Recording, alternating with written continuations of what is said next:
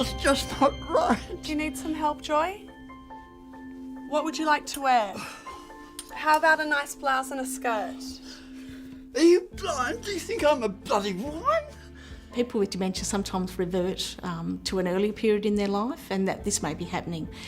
This may continue, or it may fluctuate. It may fluctuate from day to day or week to week. But what's important is to honour the person's wishes and values. There could be Alzheimer's in my family, so I may go back and forget that I transitioned.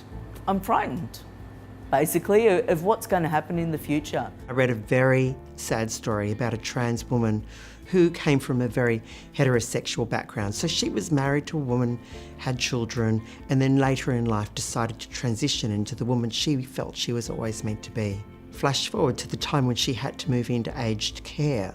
She was very financially reliant on her family, and they basically said to her, "We will look after you, we will support you during aged care, but you have to go back to being a man.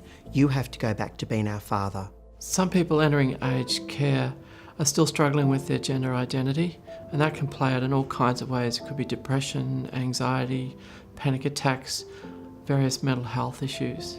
Older people coming into aged care, I think, still have in their minds that they have been discriminated against in the past. It's come from a difficult time where it was illegal to be gay. They were shunned by the community, they've been shunned by their families, and I think coming into aged care there would be that fear that they might experience something like that again from total strangers. The fear is, if you were to be diagnosed with dementia and forced into a facility where you can't be who you are, I don't know what effect that would have long term, because you're now going back to your childhood days of where you're scared to be who you are.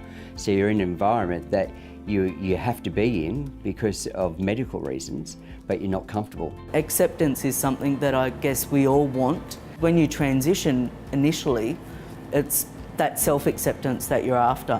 At the end of the day, we just want the world to see us as we really are, the people we are on the inside, reflected on the outside.